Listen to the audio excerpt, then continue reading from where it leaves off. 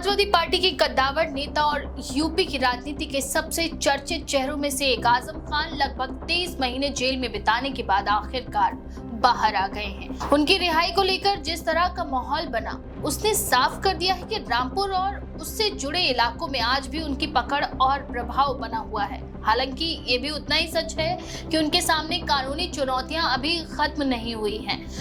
उनके खिलाफ अब भी 81 मुकदमे लंबित हैं, जिनका सामना उन्हें करना पड़ेगा। ऐसे में सवाल ये उठता है कि क्या जेल से बाहर आने के बाद उनकी राजनीतिक सक्रियता पहले जैसी लौट पाएगी या समाजवादी पार्टी में उनकी भूमिका अब सीमित होकर रह जाएगी। सीतापुर जेल से बाहर निकलते ही माहौल पूरी तरह से राजनीतिक रंग में रंग गया। उनके समर्थक बड़ी संख्या में वहां मौजूद थे और जैसे ही वह जेल से बाहर आए, लोग उनका अभिवादन करने लगे। आजम खान गाड़ी में बैठे और बाहर निकलते समय हाथ हिलाकर समर्थकों को धन्यवाद दिया। हालांकि उनका काफिला जब रामपुर बॉर्डर पहुंचा तो पुलिस ने इसे रोक दिया। प्रशासन का कहना था कि सुरक्षा कारणों से इतने बड़े काफिलों को एक साथ नहीं जाने दिया जा सकता। इसी बहाने पुलिस ने उनके समर्थकों की गाड़ियों का 73,500 रुपए का चालान भी काट दिया। ये वाकया अपने आप में बताता है कि प्रशासन भी उनकी गतिविधियों और समर्थकों की भीड़ को लेकर सतर्क है।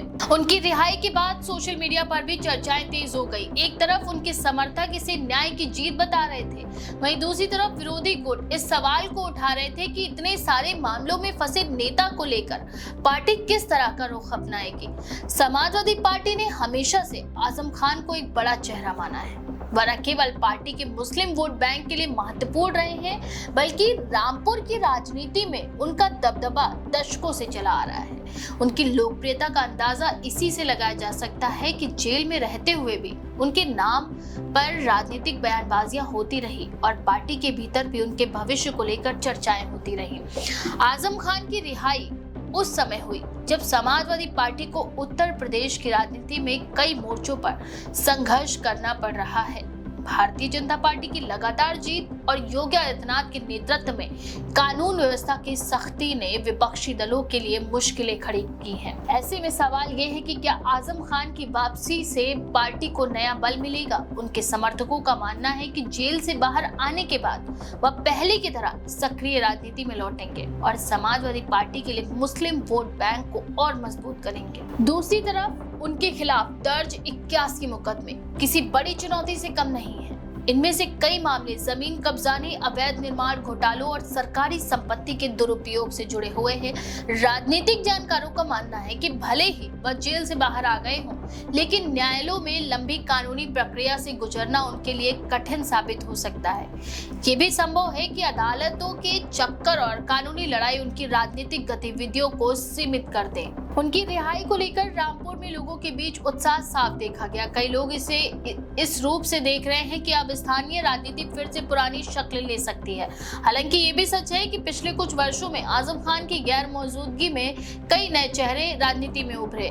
भारतीय जनता पार्टी ने रामपुर में अपना जनाधार मजबूत किया, वहीं समाजवादी पार्टी के भीतर भी नई पीढ़ी आगे बढ़ रही है। इस पृष्ठभूमि में आजम खान की सक्रियता और नेतृत्व को लेकर सवाल बने रहेंगे। पार्टी के भीतर भी उनकी भूमिका को लेकर अलग अलग राय है। कुछ लोग मानते हैं कि वह अब भी अपरिहार्य है और उनकी मौजूदगी पार्टी के लिए मजबूती का काम करेगी। वहीं दूसरी राय ये है कि पार्टी को अब धीरे धीरे नए नेतृत्व पर भरोसा करना होगा, क्योंकि कानूनी पछड़ों में उलझे नेताओं पर निर्भरता पार्टी की रणनीति को भी कमजोर कर सकती है, खासकर यूपी जैसी बड़ी राजनीति में, जहां विपक्ष को हर कदम पर मजबूत और साफ सुथरी छवि की जरूरत है। वहां आजम खान जैसे विवादों में घिरे नेता के इर्द गिर्द पार्टी का केंद्रित होना कई सवाल भी खड़े करता है। वहीं उनके समर्थक ये भी मानते हैं कि जेल की कठिनाई झेलने के बाद उनकी छवि एक मजलूम नेता की बन सकती है। भारतीय राजनीति में ये रणनीति अक्सर कारगर रही है। जेल से लौटे नेताओं को कई बार जनता सहानुभूति के नजरिए से देखती है। इसका फायदा चुनावी राजनीति में मिलता है।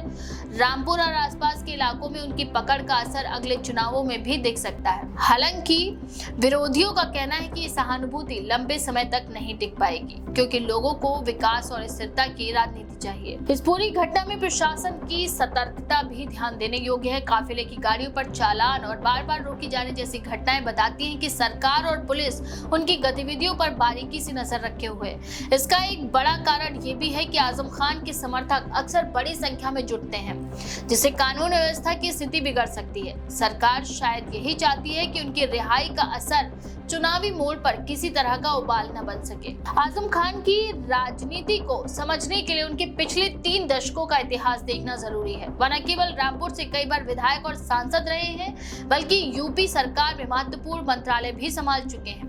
वह समाजवादी पार्टी के संस्थापक नेताओं में से हैं और हमेशा से मुलायम सिंह यादव के करीबी माने जाते थे। हालांकि समय के साथ पार्टी के अंदर उनकी भूमिका में बदलाव आया और अखिलेश यादव के नेतृत्व में नई राजनीति उभरने लगी। अब जब वह बाहर आ चुके हैं तो सबसे बड़ा सवाल ये है कि समाजवादी पार्टी उन्हें किस तरह की भूमिका देती है। क्या उन्हें फिर से पार्टी का बड़ा चेहरा बनाया जाएगा या उनकी भूमिका सीमित रखी जाएगी ताकि पार्टी नए नेताओं को आगे बढ़ा सके। ये भी संभव है कि आजम खान खुद फिलहाल कोई बड़ा राजनीतिक कदम न उठाए और अदालतों में अपनी लड़ाई पर ध्यान दे। कुल मिलाकर आजम खान की रिहाई सिर्फ एक कानूनी घटना नहीं है, बल्कि इसका सीधा असर उत्तर प्रदेश की राजनीति पर पड़ेगा। ये तय है कि उनकी मौजूदगी से रामपुर की राजनीति में हलचल बढ़ेगी और समाजवादी पार्टी को मुस्लिम वोट बैंक के बीच मजबूती भी मिलेगी। लेकिन ये भी उतना ही सच है कि लंबित मुकदमे और सरकार की सख्ती उनकी राह आसान नहीं होने देंगे। आने वाले समय में ये देखना दिलचस्प होगा कि वह किस तरह से राजनीति में वापसी करते हैं और पार्टी में उनकी स्थिति क्या रहती है। उनकी रिहाई के तुरंत बाद जिस तरह का माहौल दिखा, उसने ये साफ कर दिया है कि आजम खान का राजनीतिक सफर अभी खत्म नहीं हुआ है, लेकिन उनकी चुनौतियां अब पहले से कहीं ज्यादा बढ़ी हैं। एक तरफ उन्हें अपने समर्थकों की उम्मीदों पर खरा उतरना है और दूसरी तरफ अदालतों में लड़ाई भी लड़नी है। ये संतुलन उनके राजनीतिक भविष्य को तय करेगा। फिलहाल इस बारे में आपका क्या विचार है? अपनी राय कमेंट सेक्शन में जरूर लिखें। ऐसी और भी लेटेस्ट अपडेट्स के लिए देखते रहें द पेज 19।